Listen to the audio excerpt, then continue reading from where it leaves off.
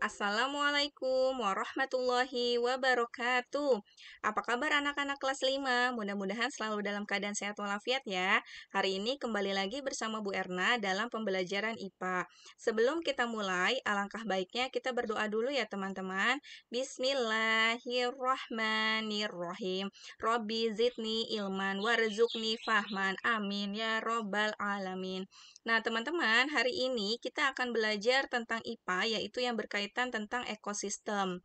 Nah, teman-teman, di dalam ekosistem ini, nanti yang akan dibahas adalah kalian dapat mengetahui pengertian ekosistem, dapat mengetahui penyusun ekosistem, dan dapat mengetahui jenis-jenis ekosistem. Nah, kita bahas dulu ya teman-teman. Ada berapa tipe ya ekosistem di Indonesia? Ternyata ekosistem di Indonesia terdiri dari ekosistem pertanian, hutan, dan laut. Nah, sekarang kalian tebak dulu ya gambarnya. Ekosistem apa saja ya ini?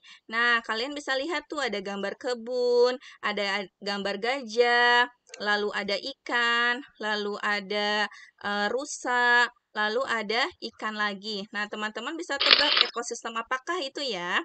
Nah, apa saja ya yang akan kita bahas pada ekosistem itu? Yang akan kita bahas adalah yang pertama pengertian ekosistem, lalu penyusun ekosistem, dan jenis-jenis ekosistem. Nah, kita lihat dulu ya. Yang pertama, pengertian ekosistem. Pengertian ekosistem itu adalah yaitu hubungan timbal balik antara makhluk hidup dengan lingkungannya. Lalu yang kedua, yaitu penyusun ekosistem terdiri dari individu, populasi, dan komunitas.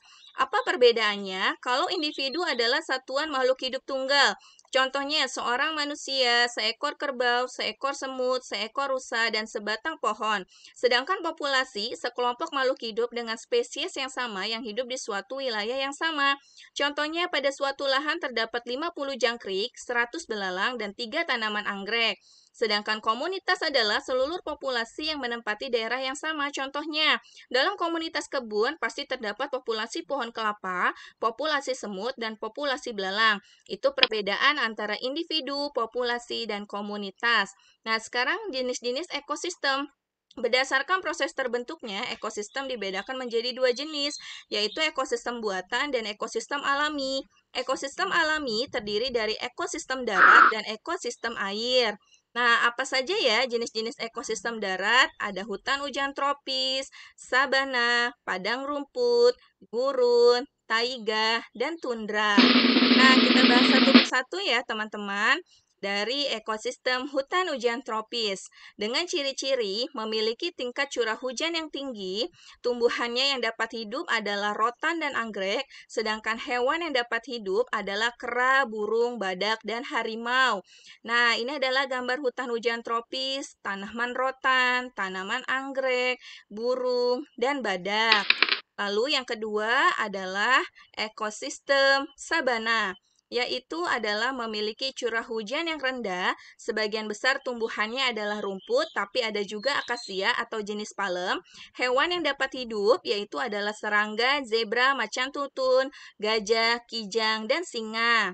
Nah, selanjutnya adalah ekosistem padang rumput dengan ciri-ciri curah hujan yang lebih rendah dari ekosistem sabana. Tumbuhannya adalah rumput, hewannya serigala, gajah, dan jerapah. Nah, teman-teman bisa bedakan nanti ya antara sabana dengan padang rumput. Nah, selanjutnya adalah yang kelima. Ya, yaitu adalah yang keempat, yaitu ekosistem gurun. Dengan curah hujan yang sangat rendah, tumbuhannya adalah kaktus atau tanaman sukulen, dan hewannya yang dapat hidup adalah unta, semut, kadal, dan kalajengking. Jadi sangat kering ya di sini curah hujannya karena rendah. Lalu yang kelima adalah ekosistem taiga, yaitu memiliki suhu yang sangat rendah pada musim dingin. Hutannya ini terdiri dari satu jenis tanaman, misalnya tumbuhan cemara atau pinus. Sedangkan hewan yang dapat hidup yaitu adalah beruang hitam dan ajak. Nah, teman-teman bisa lihat di gambarnya ya. Ini hanya ada satu jenis tanaman, bisa tumbuhan cemara atau pinus saja yang dapat hidup pada ekosistem taiga. Nah, selanjutnya adalah teman-teman yaitu ekosistem tundra. Apa itu ekosistem tundra? Yaitu ekosistemnya sangat dingin dan kering. Nah, tumbuhannya yang dapat hidup yaitu adalah rumput. Sedangkan hewannya yang terdapat pada ekosistem ini adalah jenis aves atau penguin.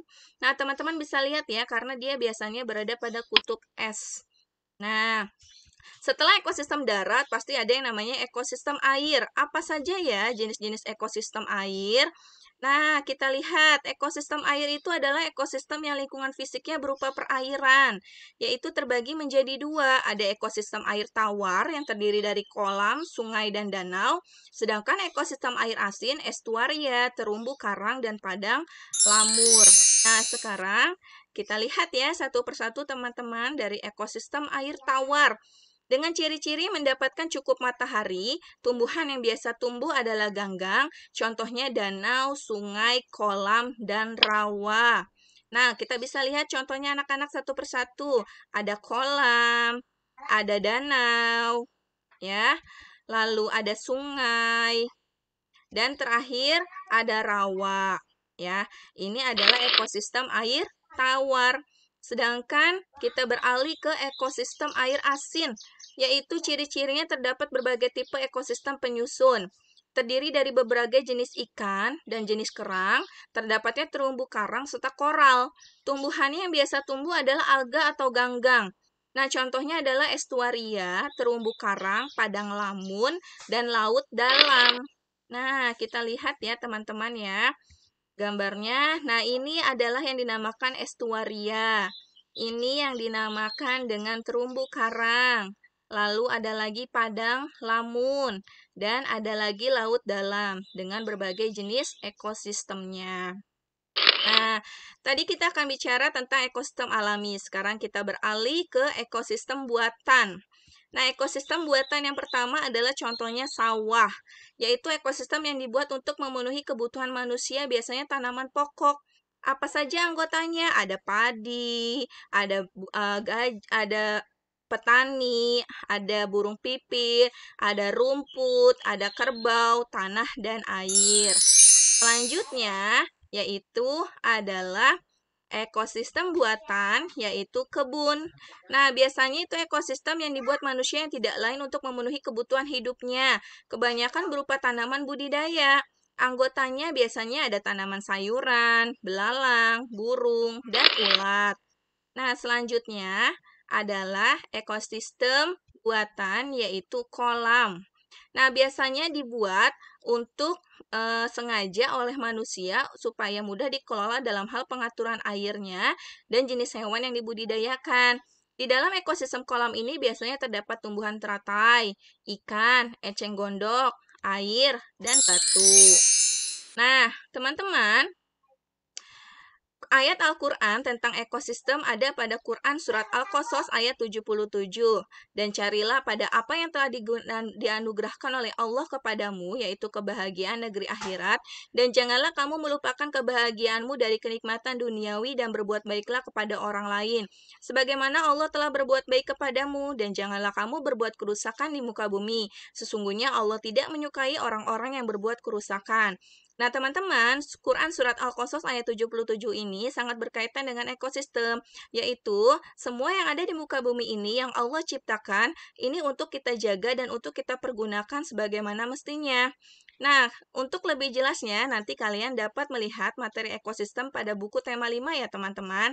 Nah, sebelumnya Bu Erna akan beri kesimpulan dari berbagai slide di sini, yaitu adalah ekosistem terbagi menjadi dua, yaitu ada ekosistem alami dan ekosistem buatan, di mana ekosistem alami dibagi menjadi ekosistem darat dan ekosistem air. Contoh dari ekosistem darat, contohnya ada hutan hujan tropis, sabana, taiga, tundra, padang rumput. Sedangkan ekosistem air dibagi menjadi ekosistem air tawar dan ekosistem air asin. Kalau contoh dari ekosistem air tawar, yaitu adalah kolam, sungai, danau, dan rawa. Sedangkan kalau dari air asin ada estuaria, ya, terus ada padang lamun. Nah, itu contoh-contohnya. Sedangkan kalau ekosistem buatan, yaitu yang dibuat oleh manusia, sengaja memang dibuat oleh manusia untuk memenuhi kebutuhan hidupnya. Nah, contoh dari ekosistem buatan adalah sawah, kebun, dan kolam. Nanti kalian bisa lihat ya pada buku tema 5. Nah, Sekian materi IPA dari Bu Erna. Mudah-mudahan dapat kalian pahami ya teman ya anak-anak ya dan berguna untuk kalian. Nah, kurang lebihnya Bu Erna mohon maaf. Wabillahi taufiq walhidayah. Wassalamualaikum warahmatullahi wabarakatuh.